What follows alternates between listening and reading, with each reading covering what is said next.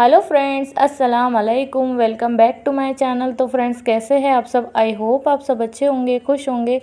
तो फ्रेंड्स, मैं हूँ आयशा और स्वागत है आपका मेरे यूट्यूब चैनल पे। तो फ्रेंड्स, आज है 26वां रोज़ा और 26वां रोज़ा और शब कद्र की भी रात है आज। तो आप सभी को शब कद्र और 26वां रोज़ा बहुत बहुत मुबारक हो। तो देखिए फ्रेंड्स, जैसा कि आप सभी को पता है कि 26वीं की रात जो होती है बहुत बड़ी रात होती है, बहुत बरकतों वाली रात होती है। तो इस रात को हम लोग जागते हैं, अल्लाह ताला से दुआएं करते हैं, रो रो के गिड़गिड़ा के खूब सारी इबादतें करते हैं और जो भी ख़ज़ा नमाज़ें हमारी छूट चुकी होती है उन ख़ज़ा नमाज़ों को भी हम अदा करते हैं और दुआएं करते हैं, कुरान पढ़ते हैं, तस्बीह पढ़ते हैं। तो फ्रेंड्स, बेशक इस रात को, ये मुबारक रात अगर हमें किस्मत से मिली है तो हमें बेशक इस रात को जागना चाहिए, अल्लाह ताला से दुआएं करनी चाहिए। देखिए फ्रेंड्स, रमज़ान हो चाहे शब कद्र हो या शब बारात हो, तो ये जो मुबारक दिन होते हैं ना, ये हमें किस्मत से ही मिलते हैं। क्या पता खुदा जाने आने वाला साल हमारे किस्मत में शब कद्र लेकर आए या ना आए, रमज़ान लेकर आए या ना आए। देखिए, ज़िंदगी का कोई भी भरोसा नहीं है, ज़िंदगी बहुत चंद दिनों की है, इसलिए हमें खूब सारी दुआएं करना चाहिए, इबादत करना चाहिए, अल्लाह ताला को राज़ी करना चाहिए, खुश करना चाहिए। देखिए, जब आखिरत में हमारे से जो सवाल जवाब होंगे ना, वो इन्हीं सब चीज़ों से होंगे कि तुमने दुनिया में क्या किया, कितनी नमाज़ें अदा की, किसी को परेशान किया, किसी को तकलीफ़ किया, इन्हीं सारी तकलीफ़ दी, इन्हीं सारी चीज़ों का ना सवाल जवाब होते हैं आखिरत में। बाकी कुछ भी नहीं आता है फ्रेंड, धन दौलत ये सब कुछ ना, ये सब दुनिया में होता है और मरने के बाद तो हमें सिर्फ नेकियां ही हमारे साथ में जाती है, इबादत हमारे साथ में जाती है, नमाज़ें जो है ना हमारे कब्र में जवाब देती है। तो बस हमें अल्लाह ताला से जितना ज़्यादा हो सकता है रो रो के गिड़गिड़ा के दुआएं करनी चाहिए, खूब सारी इबादतें करनी चाहिए, खूब कुरान पढ़ना चाहिए मन लगा के और सब के लिए दुआएं करनी चाहिए, अपने सभी लोगों के लिए, अपनों के लिए, अपने आजू बाजू अड़ोस पड़ोस और तमाम उम्मत मुस्लिमा के लिए, गैर मज़हब के लिए, सब के लिए हमें दुआएं करनी चाहिए दिल से। और जो लोग भी मुस्तहीक़ है, माज़ूर है, गरीब है, बेवा है और बे औलाद है और जो बीमार है, सबके लिए हमें दुआएं करनी चाहिए फ्रेंड्स। तो ये बहुत ही मुबारक रात होती है। तो मैं आप सभी के लिए बहुत सारी दुआएं करूँगी और आप सभी लोग भी मुझे अपनी दुआएं में शामिल कीजिएगा। तो फ्रेंड्स, आप लोगों को पता चल गया होगा कि ये कितनी बड़ी रात होती है। मैंने ये इसलिए बताया क्योंकि मेरे कुछ हिंदू फ्रेंड्स भी हैं, उनको इन सब चीज़ों के बारे में नहीं पता है और मुस्लिम कल्चर के बारे में भी कुछ लोग बहुत कम जानते हैं। तो ये चीज़ें मैंने उनको बताई है और मैंने दुआओं की दरख्वास्त है मेरे सभी मुस्लिम बहन भाइयों से कि मेरे लिए भी दुआएं किया करें और मेरे लिए भी दुआएं करें और मैं भी इंशाल्लाह आप सभी को अपनी दुआओं में याद रखूँगी। तो फ्रेंड्स, आज की रात में खूब जागे, खूब इबादत करें, खूब नमाज़ें पढ़ें, खूब दुआएं करें और अपने आखिरत के लिए कुछ नेकियां कमा लें फ्रेंड्स, क्योंकि है ना, बार बार हमें रमज़ान नसीब हो ये ज़रूरी तो नहीं है। तो फ्रेंड्स, ये तो था आज का टॉपिक। और नेक्स्ट बात ये है कि आज मेरी एक बहुत ही अच्छी फ्रेंड है, तो उन्होंने मुझे बहुत ही सिंपल सा सवाल किया है। वो सवाल ये है कि उन्होंने मुझे पूछा कि मेरे हस्बैंड कहाँ है और वो कहाँ रहते हैं। तो मैं अपने सारे फ्रेंड्स को ये बताना चाहती हूँ। देखिए, आप मेरे से बहुत अच्छे से जुड़े हैं और मेरे कुछ फ्रेंड लोग मेरे से इतना दिल से ज़्यादा अटैच हो गई है ना कि वो मेरी प्रॉब्लम्स को बगैर बताए समझ जाती है। मुझे इस बात की बहुत ज़्यादा खुशी होती है और रियल में मुझे पहले ऐसा लगता था कि मैं बहुत अकेली हूँ, मेरा छोटा सा परिवार है, लेकिन जब से मैं वाईटी पे आई हूँ ना, तो रियल में मुझे ऐसा लगता है कि मेरी फैमिली ना बहुत ज़्यादा बढ़ गई है और मुझे वाकई में बहुत ज़्यादा पसंद करने लगी है और मेरी तकलीफ़ों को, मेरे प्रॉब्लम्स को मेरे बिना बताए समझ जाते हैं। तो इस बात की ना मुझे बहुत ज़्यादा खुशी होती है। अभी मुझे ऐसा लगता है कि अगर मैं कभी परेशान हो जाती थी ना, तो मैं सोचती थी कि मैं अपनी प्रॉब्लम्स को किसे बताऊं, लेकिन अभी मुझे ऐसा लगता है कि मेरी वाईटी फैमिली है जो मुझे बहुत अच्छी तरीके से समझती है। तो आप लोगों से मुझे अपनी प्रॉब्लम शेयर करने में और मुझे अपना दुख बताने में बिल्कुल भी हिचकिचाहट नहीं होती है। तो अगर आपके दिल में कोई भी सवाल आते हैं तो प्लीज़ आप मुझे पूछा करें, मैं बिना किसी झिझक के ना उसका जवाब आपको देने की कोशिश करूँगी और आपके जो भी मिसअंडरस्टैंडिंग अगर आपको होती है या जो भी डाउट्स आपके दिलो दिमाग में आते हैं, तो मैं उसको बेशक क्लियर करने की कोशिश करूँगी। तो मेरी बहन का जो सवाल है, तो उसका जवाब ये है कि मतलब मेरी बहन, मैं आपका जवाब ये देना चाहती हूँ कि जैसे मैंने आपके कमेंट का भी रिप्लाई दिया कि जैसे जो आपका सवाल था कि मेरे हस्बैंड कहाँ है, तो मेरा जवाब है कि मतलब मेरे जो हस्बैंड है ना, उनसे मेरा खुला हो चुका है। तो मैं अपने हिंदू बहनों को भी और भाइयों को भी, जो भी मेरे हिंदू व्यूअर्स हैं, मैं उनको बताना चाहती हूँ कि खुला का मतलब होता है, जैसे हिंदू लैंग्वेज में उसको बोलेंगे कि तलाक, लेकिन वो तलाक नहीं है। तलाक का मतलब होता है, जैसे हस्बैंड अगर वाइफ को देता है अपने तरफ से, तो वो तलाक होता है। हस्बैंड अगर छोड़ते हैं खुद होके वाइफ को, तो उसको तलाक बोला जाता है।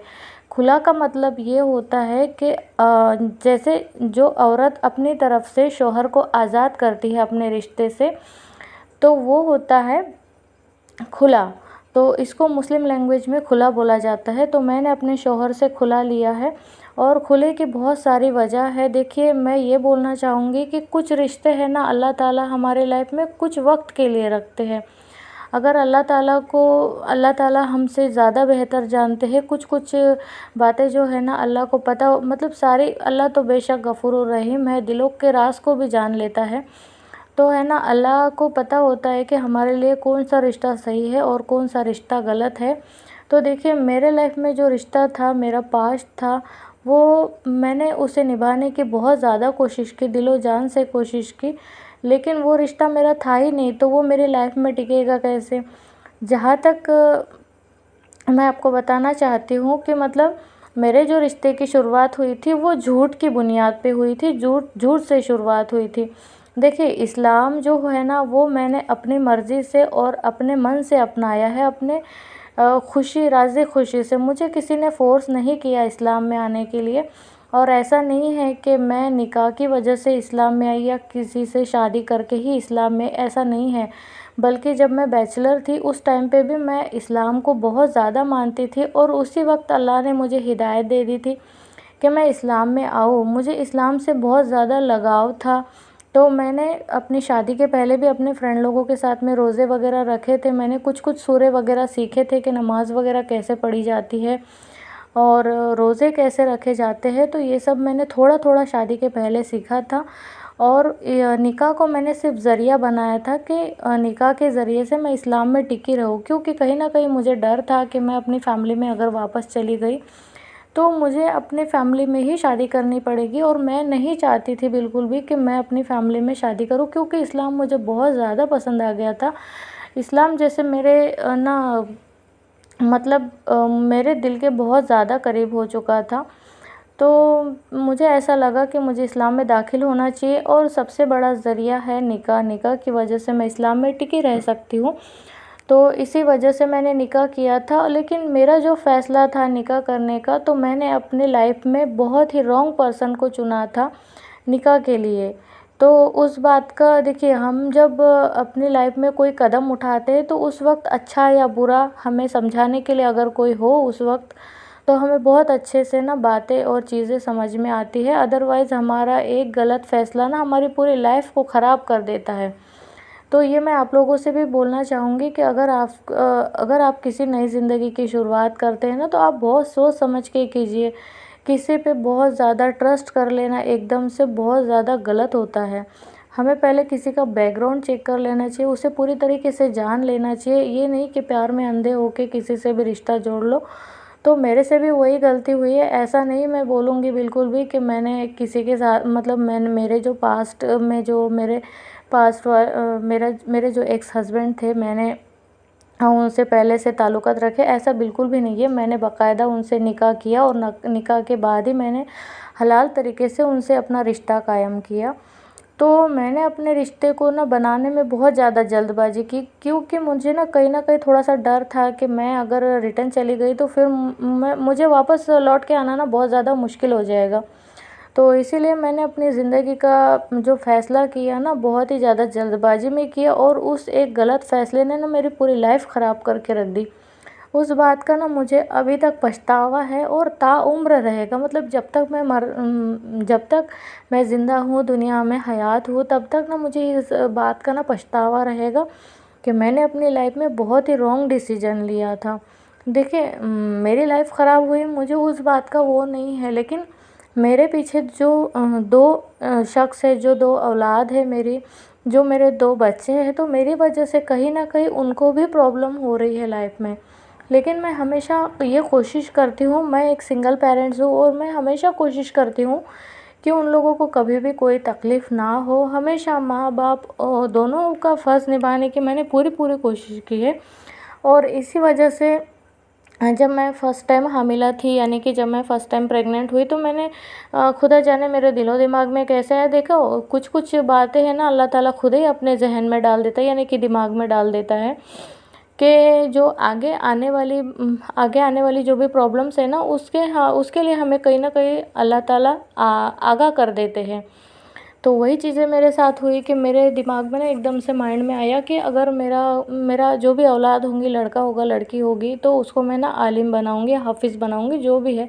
मुझे उस वक्त उतना ज़्यादा नॉलेज तो था नहीं इस्लाम के बारे में, तो मैंने सोच लिया था, दिल में नियत की थी।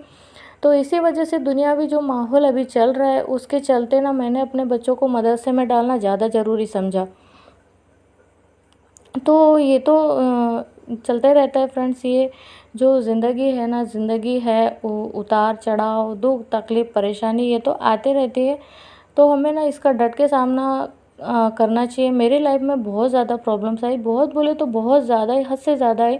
इतनी ज़्यादा आई कि मैं टूट के बिखर जाती थी पूरी तरीके से, लेकिन मैं बिखरी नहीं। मैंने अपने आप को संभाला, संवारा और बहुत ही ज़्यादा अच्छे तरीके से मैंने, मेरी परवाह ना करते हुए, मैंने जो मेरे साथ में 2 बच्चे जुड़े हैं, मैंने उनके बारे में सोचा। और अभी तक मैंने ये सोच लिया था कि लाइफ में चाहे कुछ भी हो जाए, उतार चढ़ाव जैसी भी तकलीफ़ें मुसीबतें, अल्लाह को जितना आज़माना है आज़माए, लेकिन मैं जो है ना इस्लाम पे डटे रहूँगी, कायम रहूँगी। मैं बिल्कुल भी हटूँगी नहीं, चाहे हालात चाहे जैसे भी हो। तो फ्रेंड्स, मेरा जो रिश्ता था ना, उसकी बुनियाद ही मतलब झूठ से बनी थी, झूठ से ही शुरुआत हुई थी उस रिश्ते की। तो वो ज़्यादा दिन तक नहीं टिक पाया, कुछ साल ही चला रिश्ता, उसके बाद में उस रिश्ते ने दम तोड़ दिया। फिर मुझे ऐसा लगा कि मतलब मुझे कहीं ना कहीं लगता था, मैंने बहुत ज़्यादा निभाने की कोशिश की, हर हाल में बहुत सारी मुश्किलें आई, तकलीफ़ें आई। मतलब आप ऐसा समझ लीजिए कि एक तरफ मेरे लिए कुआँ था, एक तरफ खाई थी। मैं चाहती तो डूब डूब जाती थी, कहीं ना कहीं मैं सुसाइड कर लेती थी, इतना ज़्यादा मैं वीक हो गई थी। लेकिन फिर भी मैंने हार नहीं मानी फ्रेंड्स, मैं लड़ती रही और आखिरकार उस रिश्ते ने दम तोड़ दिया। तो जिस रिश्ते की शुरुआत ही झूठ से हुई, वो रिश्ता क्या ही टिकेगा। तो फिर भी मैंने कोशिश की थी जहाँ तक हो सके, लेकिन वो फिर भी नहीं निभा पाया रिश्ता, फिर भी नहीं टिक पाया। तो ये तो थी मेरे दिलों की दास्तान, मतलब मेरे दिल में जो भी था मैंने आपको बताया। आई होप मैंने अच्छे से एक्सप्लेन किया हो। अगर फिर भी आपको मेरी बात नहीं समझ में आई, तो आप लोग मुझे पूछ सकते, क्वेश्चन कर सकते। मैं मतलब फ्री माइंड से आपके सभी सवालों के जवाब दूंगी। ऐसा नहीं है कि मैं कुछ भी छुपाऊंगी। देखिए, आप लोग मेरी फैमिली बन चुके हैं, तो जाहिर सी बात है कि आप लोगों को मेरे बारे में सब कुछ पता होना चाहिए और कोई भी डाउट्स नहीं होना चाहिए।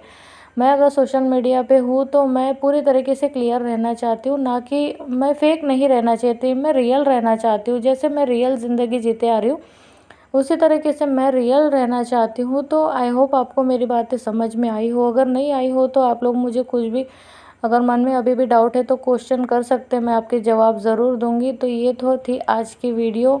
तो आई होप आपको क्लियर हो गया होगा, नहीं अगर नहीं हुआ तो आप लोग मुझे पूछ लीजिए।